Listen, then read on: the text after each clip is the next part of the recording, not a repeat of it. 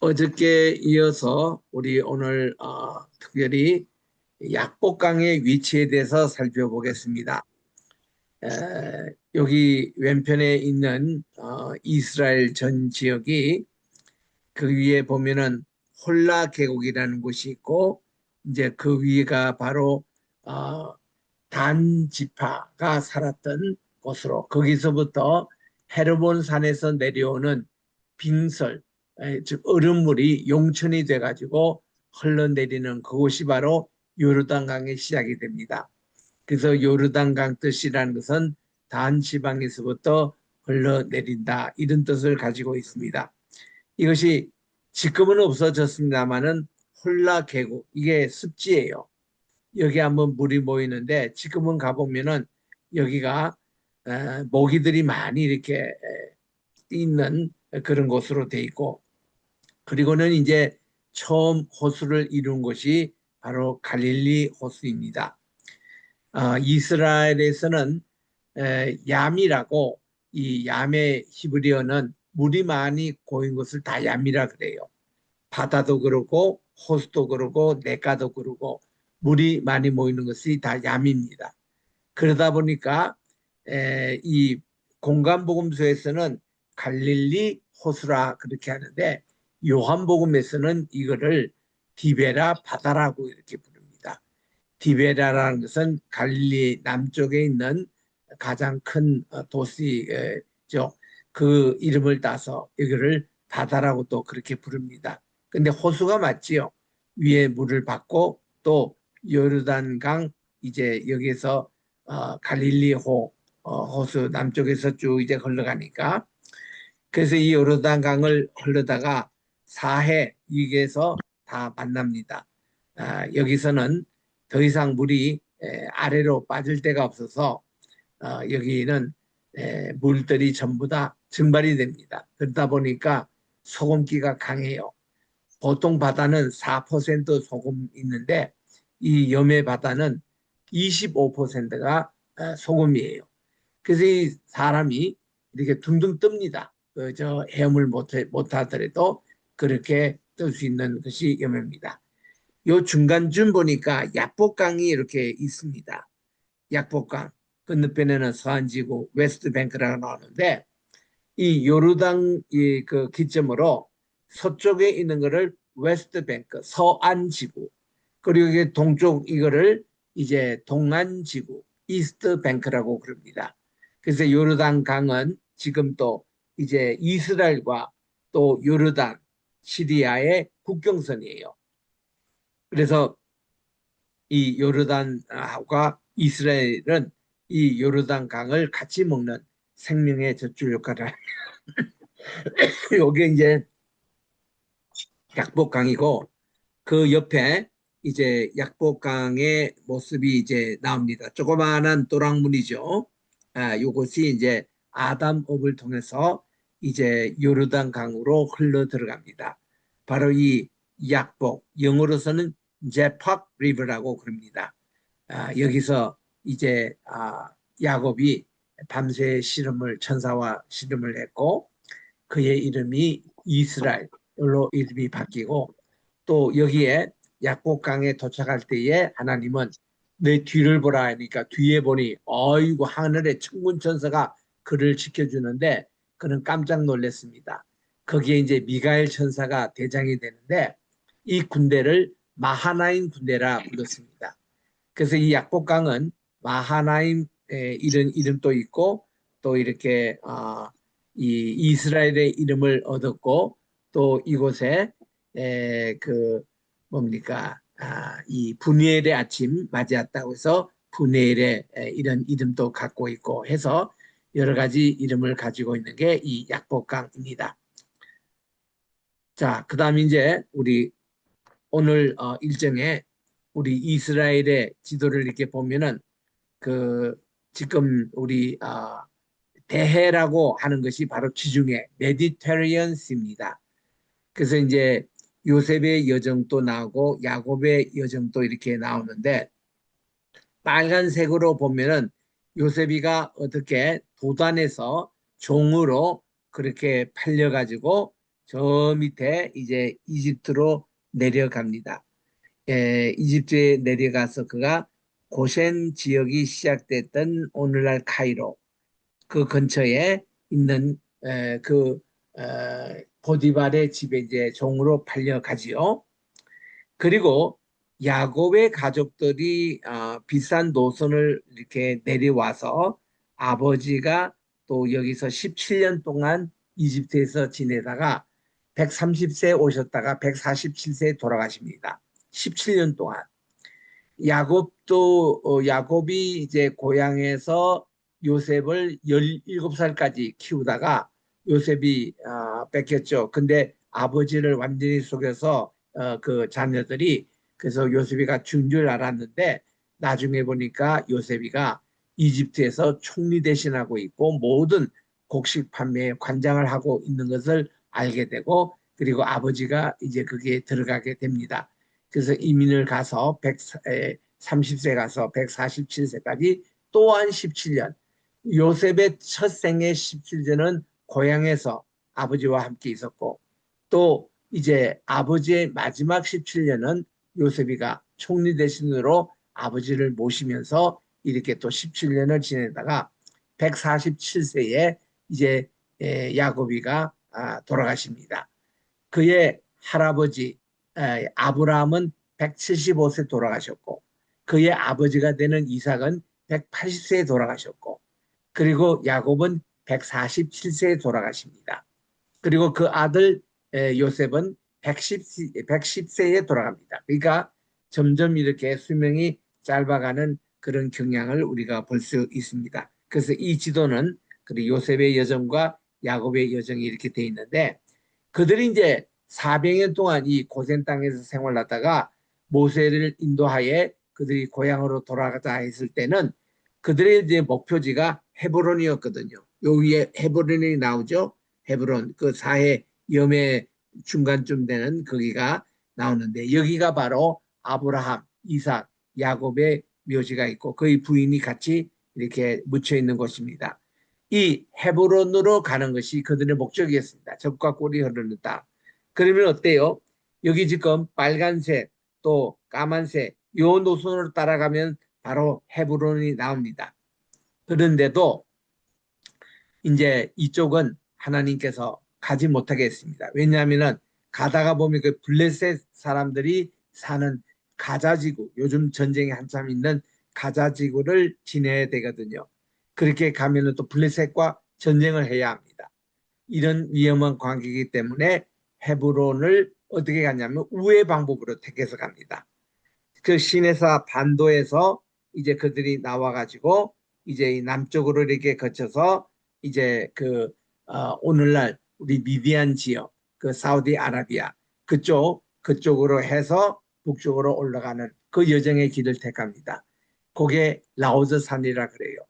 라오즈 산이라는 것은 바로 사우디아라비아에 있는 곳으로 이것은 이제 그들이 하나님의 말씀 율법을 받았던 바로 호렙산 시내산입니다. 거기에서 이제 이 에브론 땅으로 이제 올라가는 여정입니다. 자, 이제 우리 성경 고고학을 우리 이제 시작하는데 성경 고고학뿐만 아니라 일반 고고학의 순서는 대개 처음에는 리서치가 이루어집니다. 여기가 이제 고고학 그런 발굴할 수 있는 가치가 있는지 없는지 이런 거를 살피는 또 이제 어느 지역을 어떻게 하는가에 대해서 리서치를 먼저 합니다. 그 다음부터는 답사를 해요. 답사를 할 때 기초 조사를 합니다. 이거를 exploration이라 그럽니다. 영어로 exploration이라는 것은 그것을 구체적으로 연구한다 이런 뜻이죠.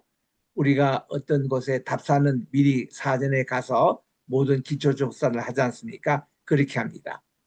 그 다음은 이제 탐사 단계가 있어요. excavation.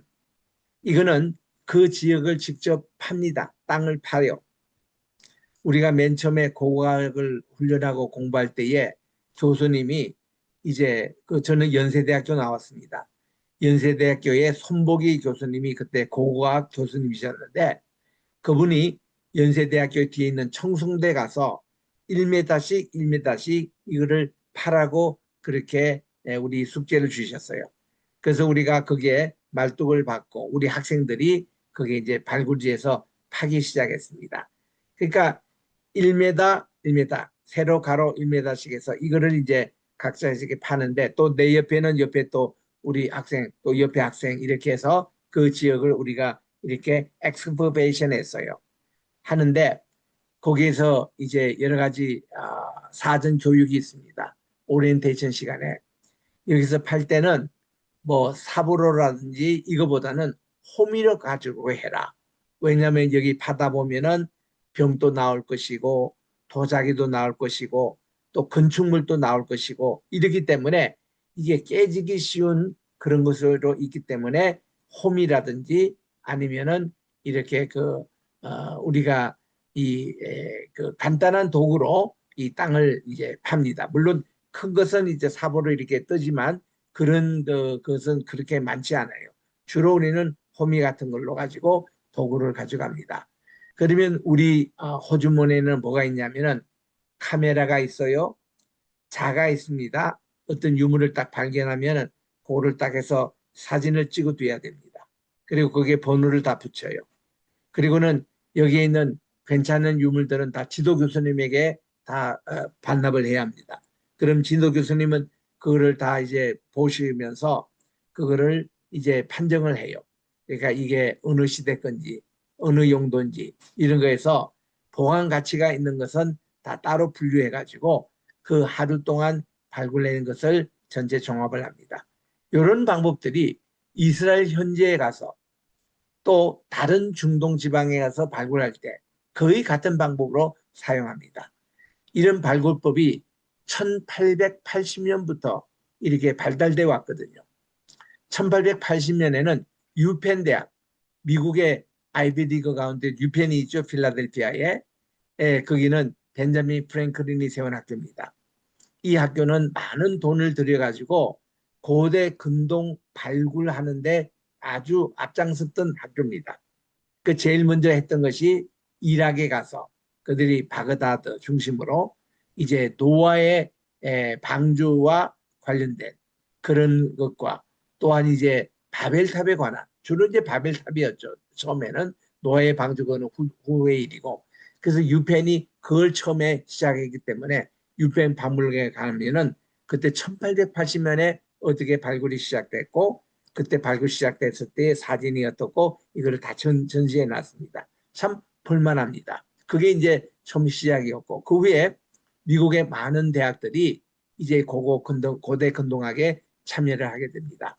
하버드, 예일, 프린스턴 이런 학교에서 많이들 참여하고 주로 이들이 발굴하는 시간은 우기가 아니고 건기 시간에 주로 발굴을 합니다. 그 중동 지방에 가보면은 비가 오기 시작하는 것이 10월 중순부터 비가 오기 시작하거든요. 그래서 4월 중순까지 비가 옵니다. 요거를 우기라 그래요. 우기. 비가 오는 시즌에는 이 모든 발굴하는 것을 다 이게 덮어놨습니다. 천막으로 덮개로 다 덮어놨습니다. 이게 비가 세면 안 되니까. 그리고는 발굴은 언제 하냐면은 4월 중순 지나서 4월 말부터 대개 한 5월부터 이제 시작합니다만은 그때는 건기라고 그래요. 그래서 10월 중순까지 대개는 이제 9월 말까지 하죠. 이때 건기 때 주로 발굴 한 5개월 정도 합니다. 그러면은 이 학교에서는 이제 학교제를 통해 가지고 발굴하는 사람을 모읍니다. 이번 발굴의 총책임자의 교수님, 지도 교수는 누구고 또 여기에 펀드, 여기에 들은 비용은 어느 회사에서 도네이션하고 누가 개인에서 했던 거 그거 이제 발견하고 이번 발굴의 목적은 이런 것이니 여기에 발굴에 참여하는 분들 지원하세요 하고 광고가 뜹니다.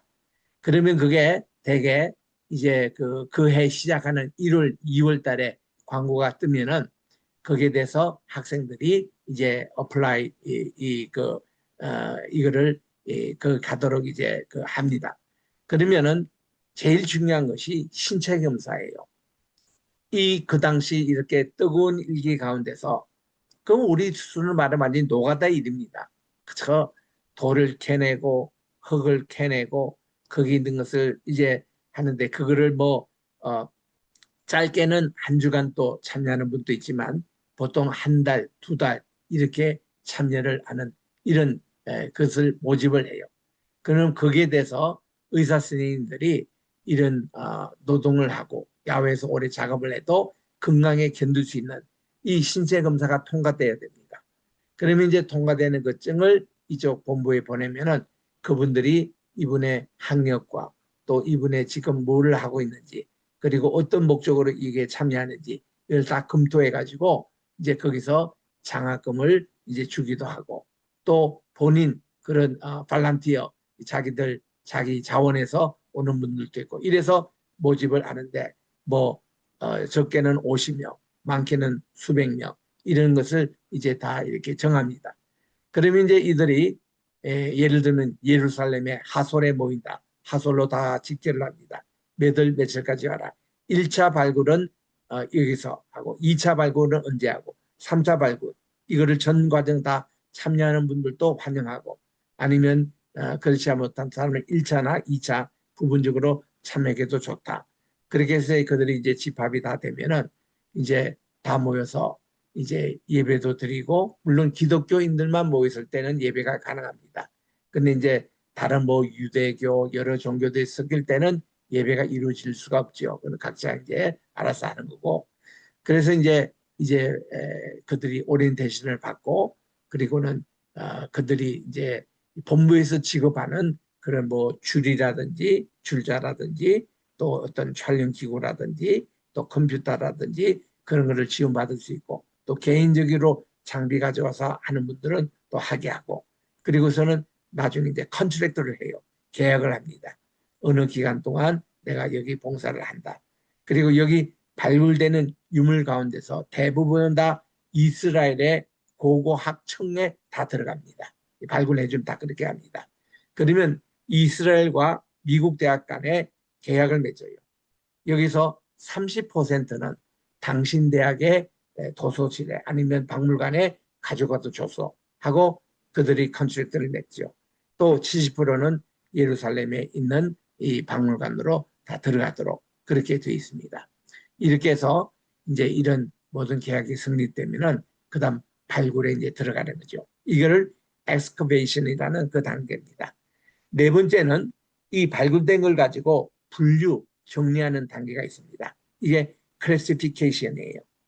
이게 이제 도자기는 도자기대로, 또 공예품은 공예품대로, 또 이제 큰 건물이 나올 수 있습니다. 왕국이 나온다든가 어느 공장이 나온다든가 옛날 시대 때 그리고 어떤 마을 주민 주택이 나온다든가 이런 거를 다 분리를 합니다. 그리고는 이렇게 나오는 걸 가지고 평가를 해요. evaluation, 평가를 합니다. 이 평가를 하는 것은 이것이 이제 전시될 가치가 있는지 없는지 또 이거를 하면은 전시는 어느 박물관에 하는지 이런 것을 evaluation 전문가들이 다 이거를 평가를 합니다. 그리고서는 여기에 발견된 걸 가지고 뭐 6개월 후든 1년 후든 대개는 한 1년, 2년이 걸립니다만은 발표회를 합니다. 프레젠테이션. 2년 전에 우리가 아스켈론에서 발굴됐던 그거를 그때 금송아지가 발견됐는데 이거를 이제 발표를 합니다. 하고 학회에서 정식으로 이거를 발표를 합니다. 왜 1년이 그랬냐면은 그동안에 지도 교수들이 그를 검증하고 또 이거를 다른 또 전문가들에게 보내서 이거를 검증을 받고 이래서 이게 발표 가치가 있는지 없는지 이런 것에 대해서 또 여기에 대해서 견해들을 모읍니다. 그런 과정들 검증하는 과정들이 한 1, 2년씩 보통 걸려요. 그리고 이제 발표가 이루어지면은 이거는 공식화되는 겁니다. 그러면은 발표가 이루어지고 나서는 이것이 학술지에 실려요. 학술지에 실리기까지 대개 발굴하고 그때까지가 2년 내지 3년의 기간이 그렇게 해서 필요한 겁니다. 그래서 이 학술지에 이제 실리면은 이것이 이제 이론이 되고 또 학술 이 어떤 그 이제 논리적인 설명이 이루어지고 그리고는 여기에 또 학풍까지 형성될 수 있는 이런 내용들이 이렇게 7단계로 이 고고학의 순수가 이루어집니다.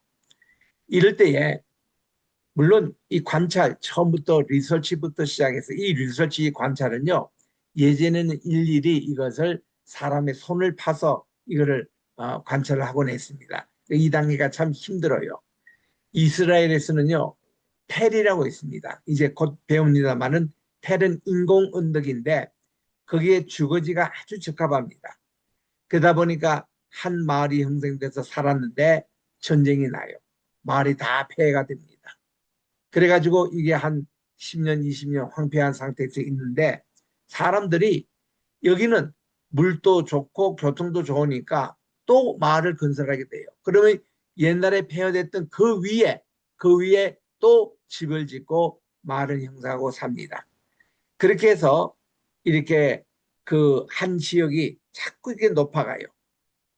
100년 단위, 500년 지나면, 1000년이 지나면 이것이 옛날에는 저 밑에 가나안 시대 때는 저 밑에 있던 것이 하솔에 가면 그걸 다 볼 수 있습니다.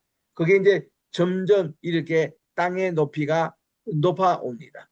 이렇게 해서 먼 데서 보면 이게 하나의 산처럼 그렇게 보이는데 본래 산이 아니었고 사람이 사는 주거지가 자꾸 이렇게 높아가는 이런 거를 텔이라 그래요. 텔.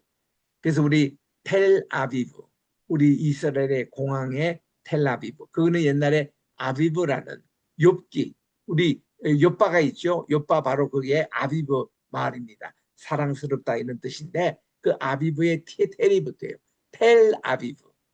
그리고 우리가 지금 뭐 베델이라든지 또 우리 그 쉐겜이라든지 그 모든 게 다 텔이 앞에 붙어요. 베델 그래도 텔 베델입니다. 왜냐하면 베델이 옛날에 중앙산악시대에 있던 거기에서 자꾸 이렇게 좀 높아져서 이렇게 인공 언덕을 이루고 있습니다. 텔 이제 베델 뭐 전부 다 텔이 다 붙어요.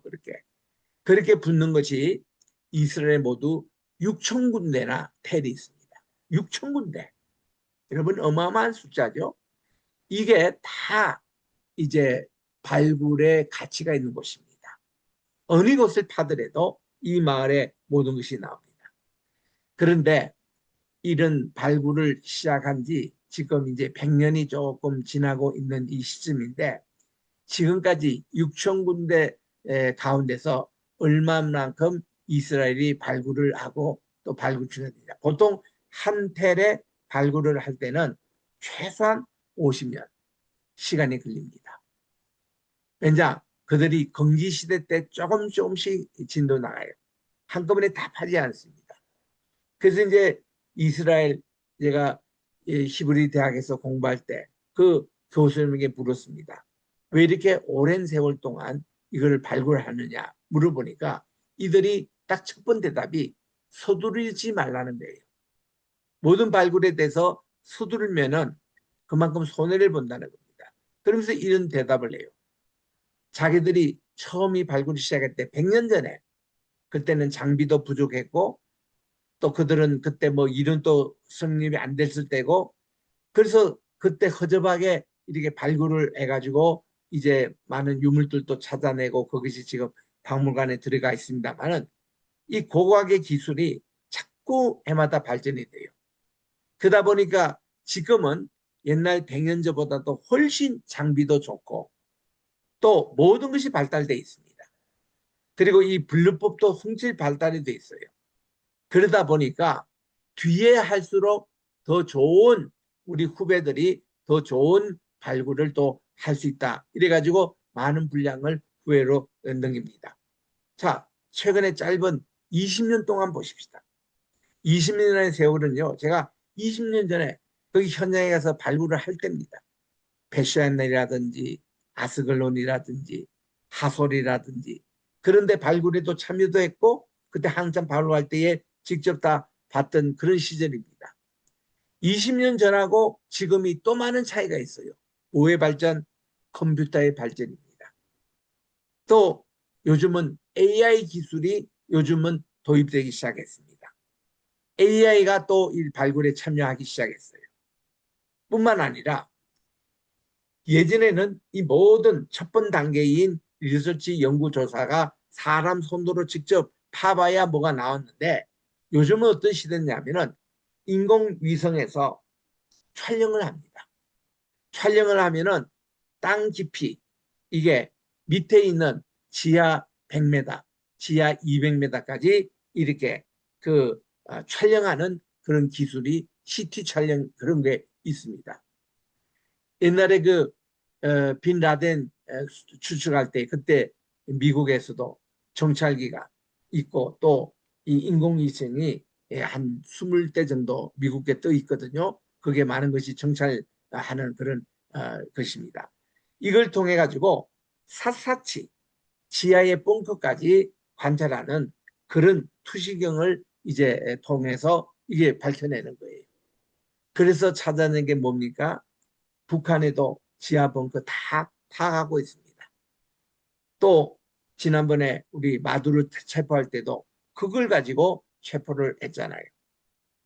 그리고 또한 옛날에 1992년도 그때 걸프 전쟁이 한참 날 때에 그때에 숨어서 다녔던 후세인 그렇게 찾아낸 것 아닙니까? 요즘은 장비가 워낙 발달돼 있습니다. 군사기지 이런 걸로. 이걸로 가지고 요즘 이스라엘의 고고학 그 지역도 관찰합니다.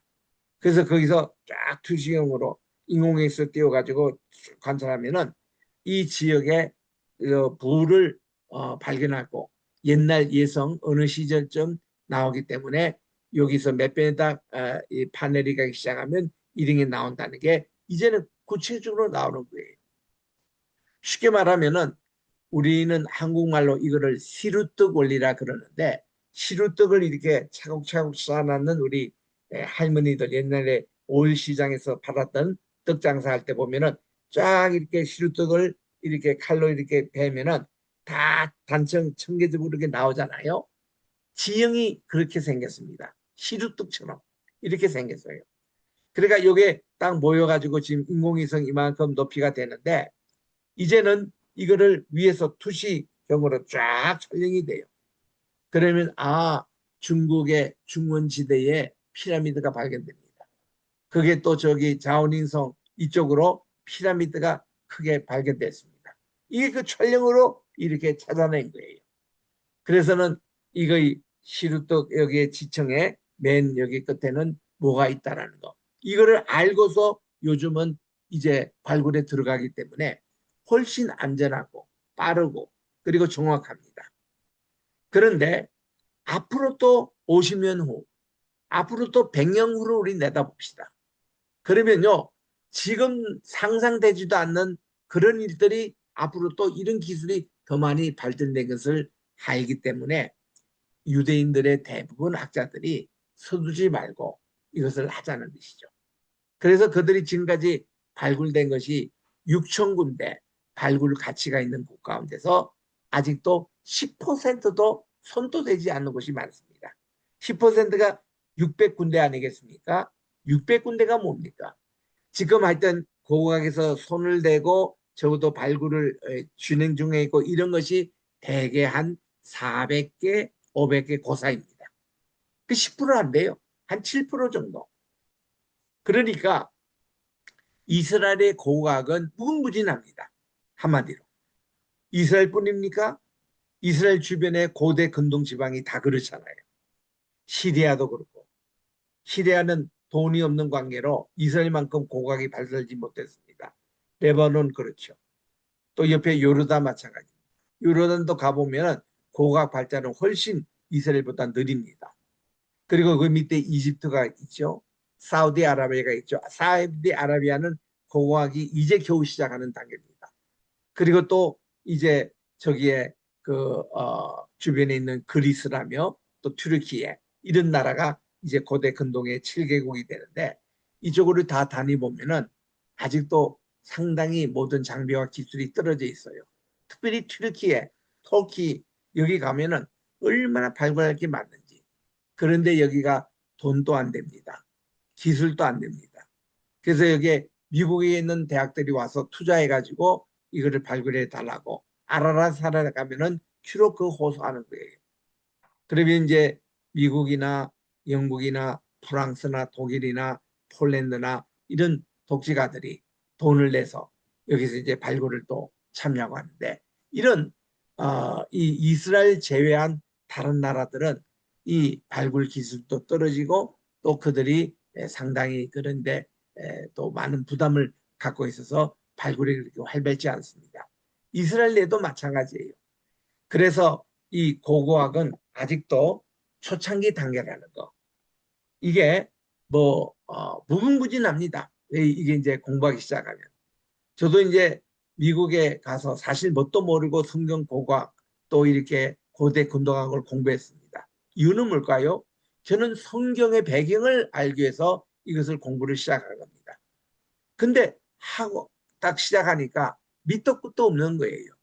성경 고고학이며 이런 이제 이말저 뭔가 고대 근동학을 이렇게 공부를 해보니까 와, 고대 근동도요 어느 시대 이거를 공부합니다. 내가 바빌론 시대, 아시리아 시대, 또 무슨 저기 유가리 시대, 또 밑에 이제 그 페르시아 시대, 또 헬라 시대, 로마 시대, 그것도 뭐 십자군 시대, 뭐 이렇게 해서 어느 시대 이 중심으로 이걸 하느냐.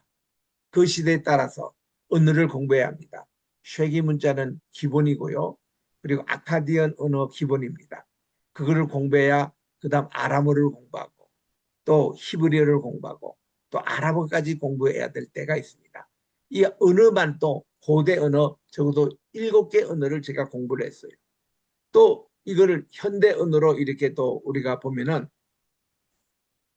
영어는 기본이고 프랑스어, 독일어, 이태리, 또 요즘서는 이 아랍어, 현대 아랍어, 현대 또 히브리어, 뭐 이런 것까지 이게 공부를 하면은 엄청나게 21개 언어를 공부했어야 됐습니다. 정규 공부가 그렇습니다. 그러니 얼마나 언어만 또 공부할 게 많고 또 이렇게 고고학 이것도 공부할 게 많고 이러니 사실은 감당이 되지가 않습니다. 이런 어려운 공부를 통해서 이제 오늘날 이런 학적인 내용이 나오는데, 그래서 여러분들이 제가 개인적으로 간곡히 부탁하고 싶은 것은 되도록 성경 고고학 또 고대 근동학 공부하지 마십시오. 아이고 해보니까 밑도 끝도 없는 겁니다. 그래서 저는요 하버드에서 박사과정으로 공부를 했다가 도중에 포기했습니다. 왜냐하면은 박사 논문을 이제 쓸 때에 제가 박사 과정 속에 들어가기 위해서 언어 그 아까 그 얘기했던 가운데 5언어 학을 다 해가지고 시험 다 통과됐습니다. 그리고 또한 이제 코스웍 다 했습니다. 그리고 논문 이제 그 내가 뭐를 쓸 것인가 이거를 이제 프레젠테이션 다 했어요. 그런데 제가 정작 하고 싶은 것이 뭐 슈메르를 제가 공부한다든가 바빌로니아 어느 시대를 공부한다든가 어디 무슨 아람어 뭐 그거를 하는 그거 하러 내가 하버드 대학 간 게 아니거든요. 나는 성경 연구를 하기 위해서 간 겁니다. 성경 연구의 배경을 공부하기 위해서 간 건데 거기서는 고대 근동학 이 자체를 전문으로 하라는 거예요. 그 내가 지도 교수님인 프랭크 크로스 교수님에게 저는 그렇게 안 하겠다고. 나는 고고학은 성경을 이해하는 하나의 배경으로 나는 만족하다고. 나는 성경 연구에 집중을 하겠다. 그러니까 이분이 직접 추천을 써주시면서 바로 옆에 있는 보스턴 대학으로 가라는 겁니다. 거기에는 이 프린스턴 대학에서 은퇴를 하시고 보스턴 대학에서 와서 가르치는 버너드 앤더슨 교수님. 그 당시 구약학으로서는 제일 최고의 어른이었습니다. 그 교수님에게 가서 공부를 하라. 그래서 저는 앤더슨 교수님을 잘 알거든요. 저를 가르쳤던 박준서 교수님의 지도 교수님이었습니다. 제가 그 지도 교수님이 저의 또 지도 교수님이 된 거예요. 그래서 이제 보스턴으로 옮겨가서 저는 신약의 제일 거두인 하워드 키, 이분도 Understanding the New Testament 이거를 써서 1957년도. 그리고 같은 해에 버너드 앤더슨 교수님은 Understanding the Old Testament 구약 성경 이해, 또 하워드 키는 신약 성경 이해 두 권을 쓰신 이 두 어른이 다 보스턴 대학에 계시는 거예요. 그래서 저는 이 보스턴 대학의 박사과정은 이 더블 전공을 하게 되어 있습니다. 자기가 신약을 하면 구약도 할 수 있고, 예를 들면 구약을 하면서 내가 성교학도 할 수 있고, 더블 전공이 가능해요. 그래서 저는 신약과 구약을 따로 전공해야 되겠다. 그래가지고 저는 신약 쪽에는 하워드 키 교수님과 또 이제 거기에 바울 서신으로 아주 유명한 교수님이 계십니다. 그래서 이제 그분 밑에서 같이 이제 이 신약을 연구하고, 구약은 이제 버너드 앤더서 교수님과 또 한 분이 아주 시편 연구에 탁월한 교수님이 계시더라고요. 그분은 우리 재학생들이 돌아가셨습니다. 심장마비로. 그랬는데 그 교수님들, 그 대가들 밑에서 제가 공부를 했어요. 그러다 보니까 하버드에서는 그 고대 근동학의 최고 윌리엄 모렌이라는 교수님이 아카디언의 최고봉이거든요. 그분 밑에서 제가 고대 근동학을 공부하고, 또 이제 Seven Language of Semitic Language, 이 셈족 언어의 7개를 비교 조사하는 그런 공부도 했습니다. 거기 탁월한 세계진 학자들이 하버드에 다 몰려 있는 거죠.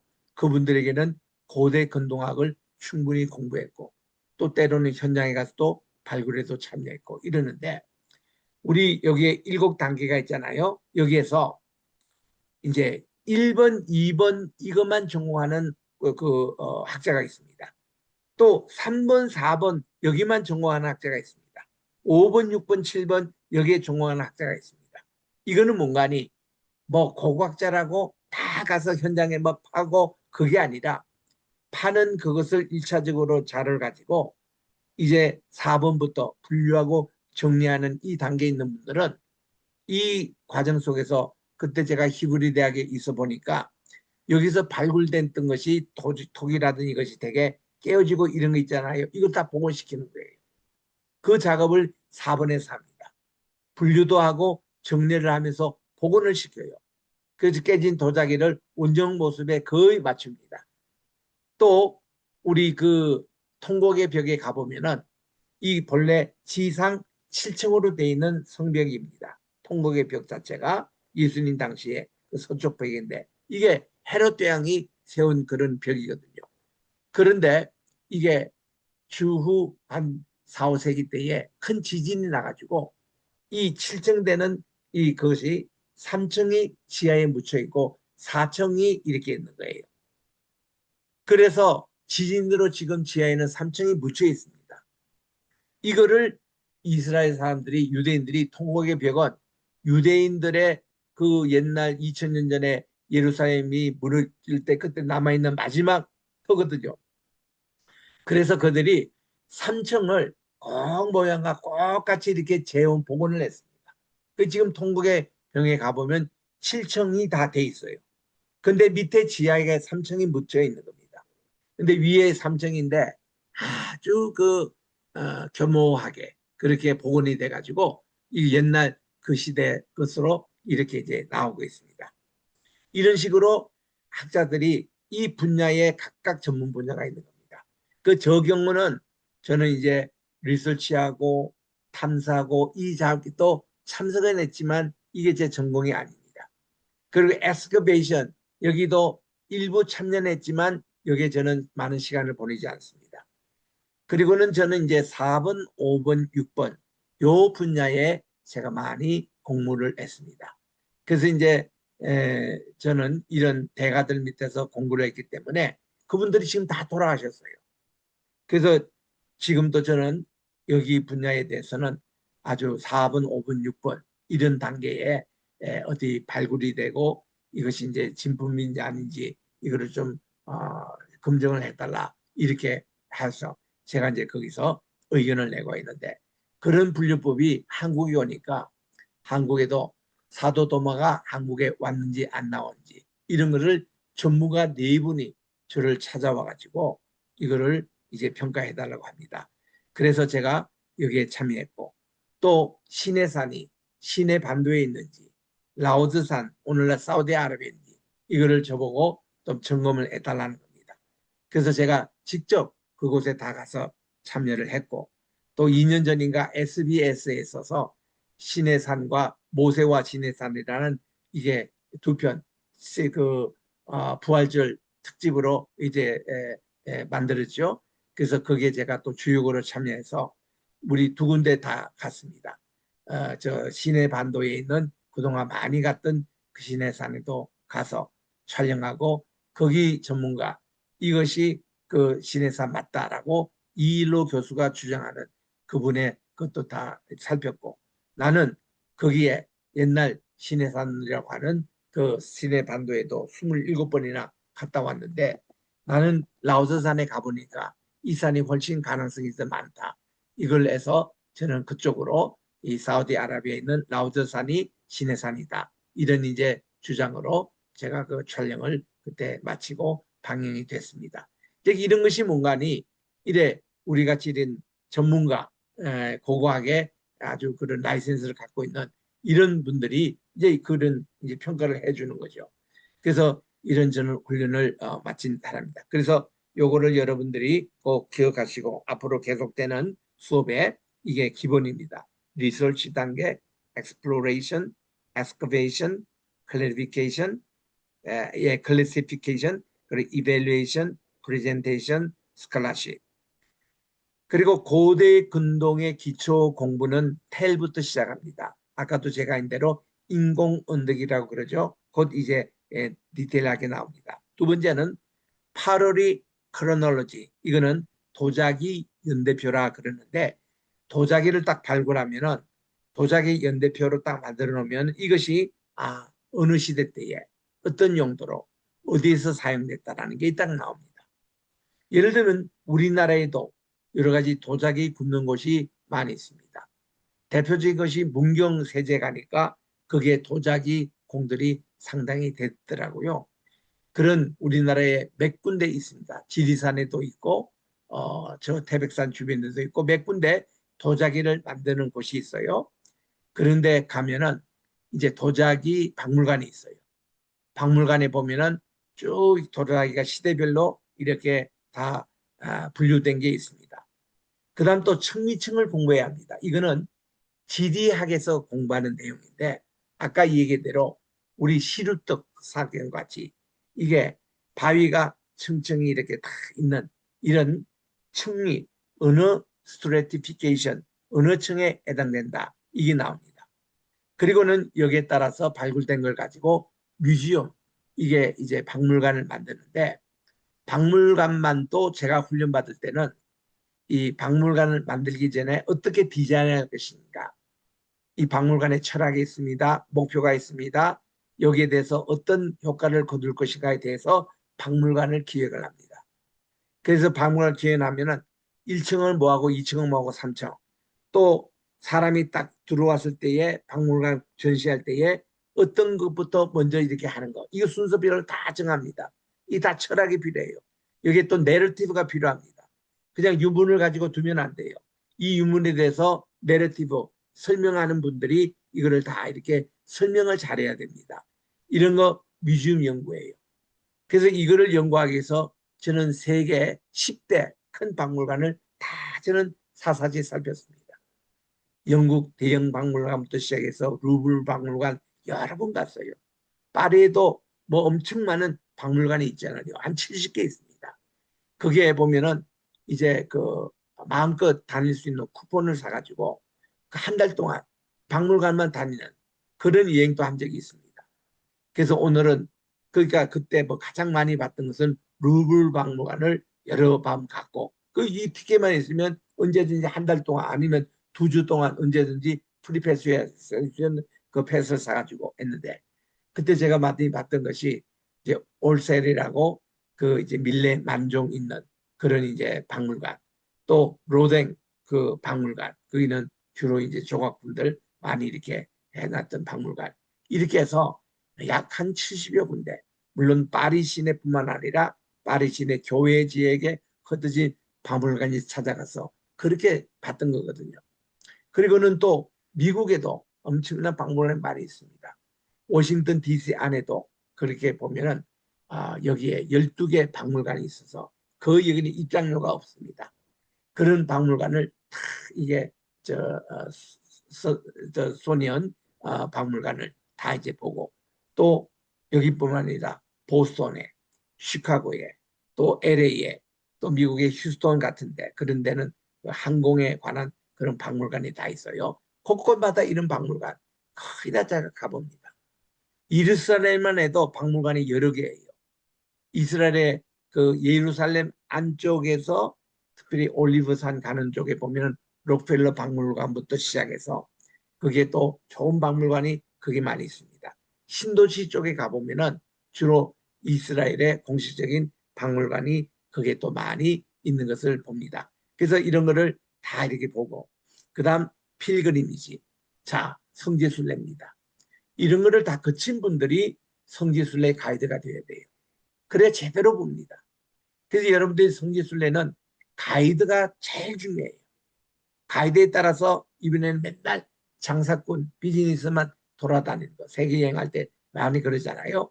그런 게 아니라 이번에는 주로 발굴지 중심으로 다닌다. 또 박물관 중심으로 많이 다녔다. 또 이게 다 있는 거예요.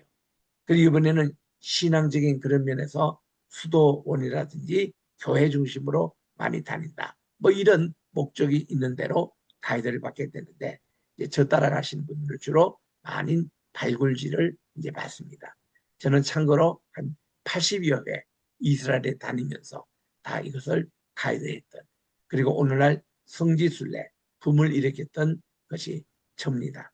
제가 이제 미국에서 고대 건농학을 하니까 많은 총회장 또 이 총장들이 찾아오셔서 제게 이런 강의를 들으실 때 제가 직접 거기에 꼭 가보셔야 됩니다 하고 그분들 모시고 몇 분 갔던 것이 오늘날 성지순례로 많이 이렇게 확산돼서 번진 겁니다. 그래서 그런 내용들을 앞으로도 계속 공부를 할 겁니다. 다음 주 월요일 날 우리 다시 만나도록 하겠습니다.